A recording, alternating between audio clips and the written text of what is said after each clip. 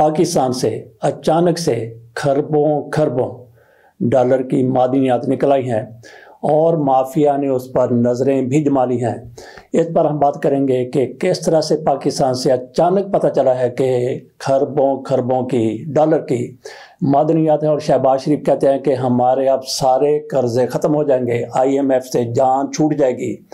ये जनाब शहबाज शरीफ साहब की तरफ से कहा गया। और कॉन्फ्रेंस हुई जिसमें आर्मी चीफ भी मौजूद थे, उन्होंने भी बड़ी ऐसे ही हौसला अफजा और खुशकुन बातें की हैं कि पाकिस्तान में इतनी ज़्यादा मादनियात मौजूद हैं कि पाकिस्तान तरक्की और खुशहाली की मंजिल तक पहुंच सकता है, बल्कि बामे अरूज तक जा सकता है। बिल्कुल ऐसा ही हो सकता है, लेकिन ये जिनके हाथों में है। पाकिस्तान के सारे पहाड़ सोने के हो जाएं, पाकिस्तान के दरख्तों को पत्तों की जगह डॉलर, रियाल, यूरो और पाउंड लगने लगे, लेकिन पाकिस्तान खुशहाल तब हो गया जब पाकिस्तान में ईमानदार दयानतदार किस्म के लोग आएंगे।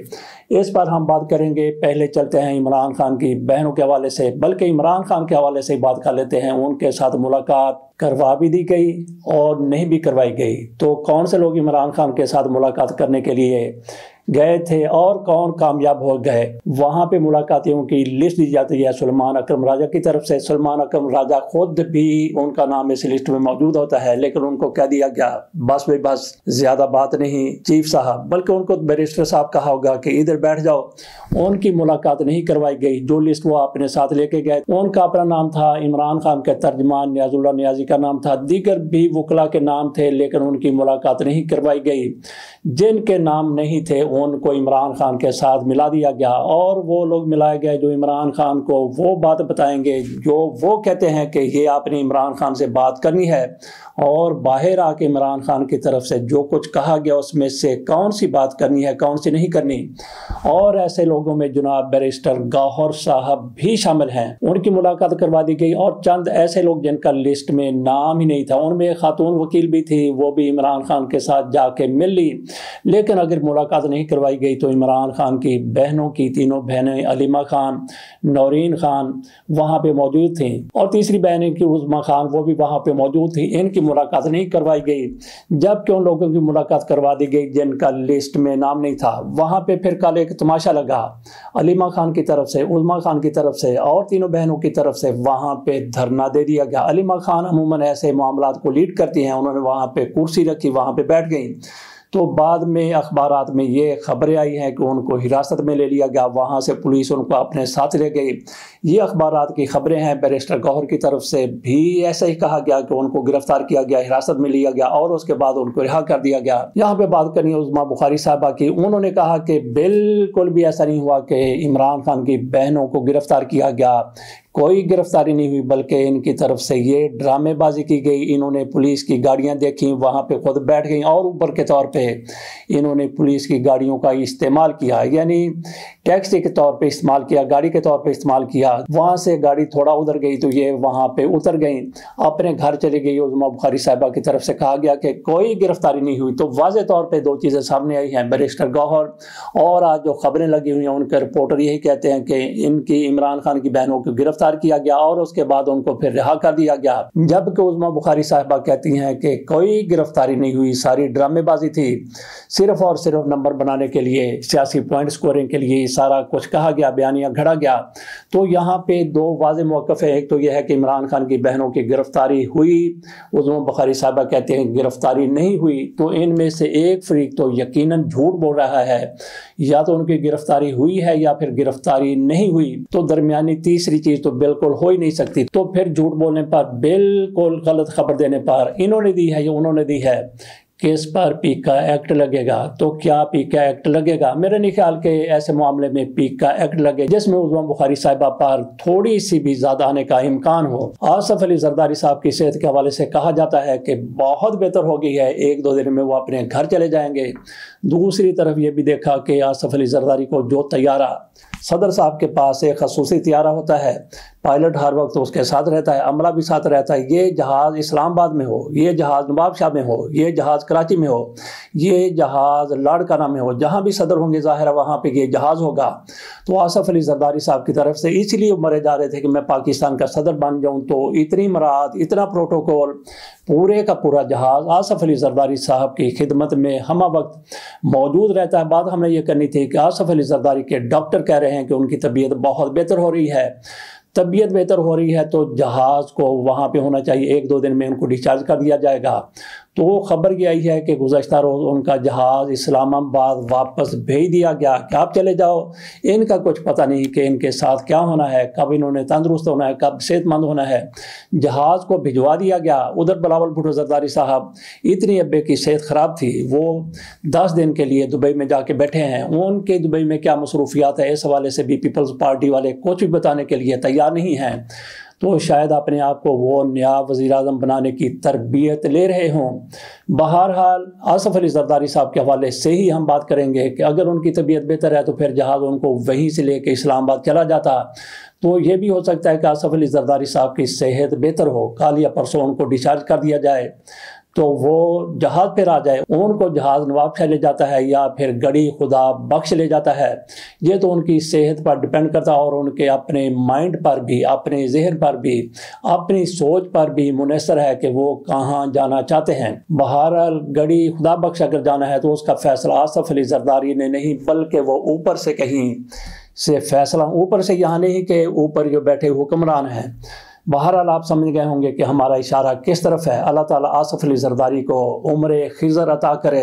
انہوں نے اپنی زندگی کے لیے 1000 سال کا سامان جمع کیا ہے، لیکن اگر وہ جلدی دنیا سے چلے جاتے ہیں تو اس مال کا، متاع کا، اس سامان کا کیا بنے گا؟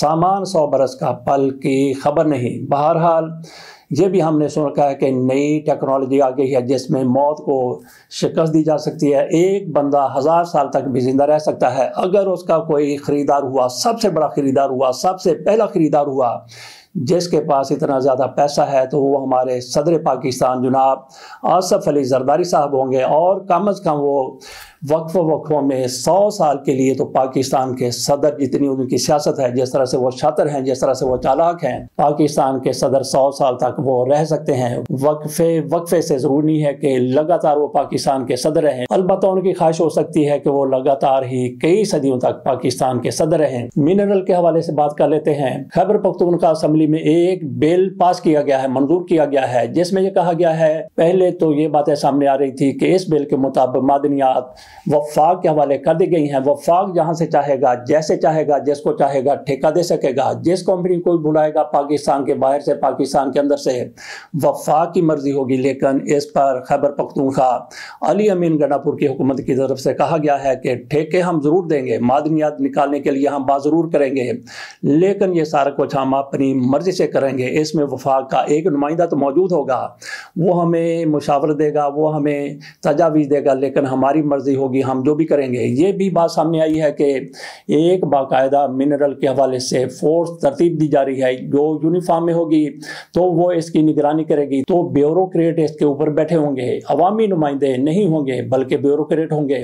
اس حوالے سے کئی خبریں سامنے آئیں کہ پاک فوج منرل کو کنٹرول کرنا چاہتی ہے اور امریکہ کے ہاتھوں بیچنا چاہتی ہے۔ خیبر پختونخوا ہی نہیں بلکہ بلوچستان کے پہاڑوں، ہمارے ہاں تو سمندروں میں بھی اتنی زیادہ معدنیات موجود ہیں، پہاڑوں کے اندر بھی، زمین کے اندر بھی، کہ جن کی مالیت خربوں ڈالر ہے۔ 1 خرب میں 1000 ارب ڈالر ہوتے ہیں، 100 ارب ڈالر نہیں بلکہ 1000 ارب ڈالر ہوتے ہیں 1 ٹریلین میں۔ یہ معدنیات جو ابھی سامنے آئی ہیں، جن کے بارے میں معاہدے ہو رہے ہیں، ایک کانفرنس بھی اسلام آباد میں ہوئی جس میں جناب شہباز شریف صاحب کی طرف سے خطاب کیا گیا، جس میں کہا گیا کہ اب ہم IMF سے نجات حاصل کر لیں گے، پاکستان کے قرضے اتر جائیں گے، کیونکہ ٹریلین ڈالرز کی معدنیات ہمارے پاس موجود ہیں۔ اسی طرح سے آرمی چیف کی طرف طرف سے بھی وہاں پہ خطاب کیا گیا. انہوں نے کہا کہ مہارت ہمارے پاس موجود ہے, ہم نے ماہرین بھی تیار کر لیے ہیں اور معدنیات اتنی زیادہ ہیں, پاکستان کی تقدیر بدل جائے گی, بالکل بدل جائے گی. جیسا کہ ہم نے شروع میں کہا کہ اگر ان مافیا کے ہاتھ میں یہ معدنیات آ گئیں